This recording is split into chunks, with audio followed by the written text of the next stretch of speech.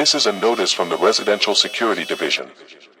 The knocking started 12 days ago. Always at exactly 3:33 a.m. 5 deliberate knocks on your back door, spaced exactly 3 seconds apart. You checked the first night through the peephole and saw nothing. The porch light illuminated an empty doorstep. But the knocking definitely came from your door. The sound of knuckles on wood, firm and patient. When you opened the door, cold air rushed past you into the house, carrying the smell of wet soil and something else you couldn't identify. The second night, you were ready with a flashlight. Same time, same 5 knocks. This time you yanked the door open immediately after the last knock. The porch was empty, but you noticed footprints in the morning dew on your deck. Bare footprints, human-sized, leading from your door to the edge of your property where they disappeared. The prints were still wet at 3:35 a.m., as if whoever made them had just walked away.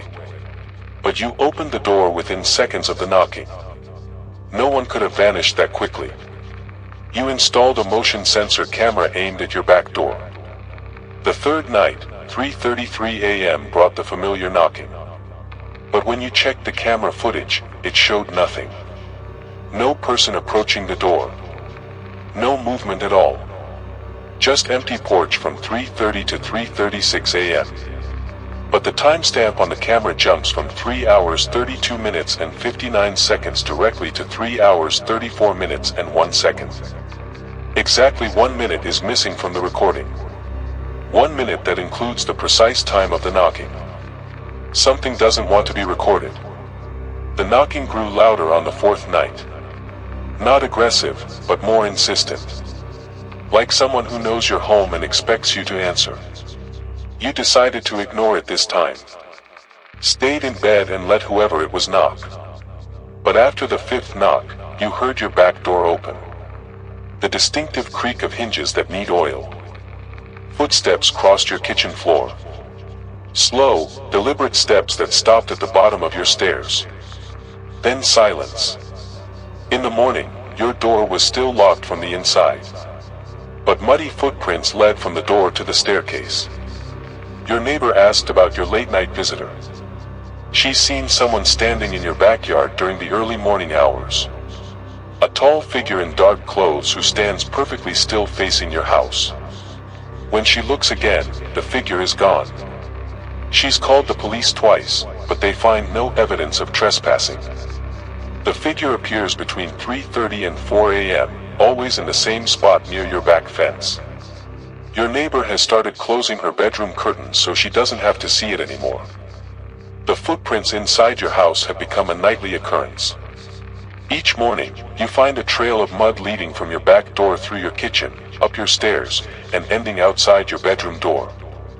The prints are always wet, always the same size, always disappearing by noon. You've mopped them up every morning for 8 days. But they return each night, following the exact same path through your house. Someone knows where you sleep.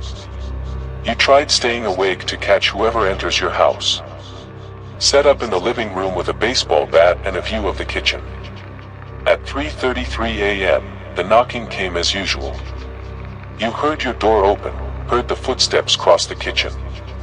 But you saw nothing. The sounds moved past you up the stairs while you sat watching an empty room. Whatever makes the footprints exists in the same space as your house but remains invisible to your eyes. You can hear it but cannot see it. The smell has gotten stronger. That scent of wet earth mixed with something organic and rotting. It clings to the areas where the footprints appear. Your kitchen reeks of it every morning. The smell follows the same path as the muddy prints, door to kitchen to stairs to bedroom. You've scrubbed every surface, replaced the air fresheners, opened windows for hours. Nothing eliminates the smell. It seeps into fabric and stays there like a stain you can't wash out. Your pets refuse to enter the kitchen after dark. Your dog whimpers and hides under furniture when 3:33 a.m. approaches. Your cat disappeared 3 days ago and hasn't returned. Animals sense the presence that visits your house each night. They know something walks through your home that shouldn't be there. The smell, the footprints, the invisible visitor, your pets recognize danger that your human senses can barely detect. The knocking pattern has changed. Instead of 5 knocks, it's now 7. Then 9. Last night it was 11 knocks, each set separated by longer pauses. The visitor is becoming more patient, more methodical. It's not just announcing its arrival anymore. It's counting something. Measuring time in knocks. Building toward a specific number that means something to whatever intelligence guides those midnight visits. You found a letter pushed under your door yesterday morning. Written in scratchy handwriting that looks carved rather than written. The letter contains details about that summer when you were 12. The old oak tree behind the cemetery. How you dared your friends to piss on its massive trunk. How you laughed when you carved your initials into the bark afterward. The letter describes the exact spot where you relieved yourself, the depth of the cuts you made, even the pocket knife you used. It ends with a simple message: sacred ground remembers. Sacred trees do not forget. You marked what was mine. There is no signature, just a symbol that looks like roots twisted into the shape of a screaming face. The tree belongs to something much older than the cemetery. You remember local kids talking about it in whispers, how it was there before the town, before the roads, maybe before people lived here at all. The groundskeeper used to chase away anyone who got too close, muttering about respect and old agreements. But you were 12 and fearless and stupid. You thought pissing on an ancient tree and carving your name into its bark was hilarious. You thought you were just being rebellious. You had no idea you were desecrating something's sacred dwelling place. You drove past the cemetery yesterday to look at the tree. The massive oak is dead now. Its bark is black and peeling, the trunk split down the middle like it was struck by lightning. But there's no lightning damage. The tree simply died from the inside out. Your initials are still visible in the rotting bark, but they've changed. The letters have grown deeper and wider, spreading like an infection through the wood. What you carved as a child's prank has become a festering wound that killed an ancient sentinel. The knocking stopped last night. For the first time in 2 weeks, 3:33 a.m. passed in silence. No footsteps in your kitchen. No muddy prints on your floor. No smell of wet earth and decay. But something else happened instead. You woke up at exactly 3:33 a.m. without any external sound. Just a feeling that someone was watching you sleep. When you opened your eyes, a figure stood at the foot of your bed. Tall and thin like a tree, with bark-like skin and eyes that glowed with the sick light of rotting wood. The figure didn't speak or move. It just stood there watching you for what felt like hours but was probably only seconds. When you blinked, it was gone. But the smell remained, wet earth mixed with sap and the sickly sweet scent of decomposing vegetation. Something ancient has been knocking on your door every night, walking through your house, leaving trails of root matter and tree rot.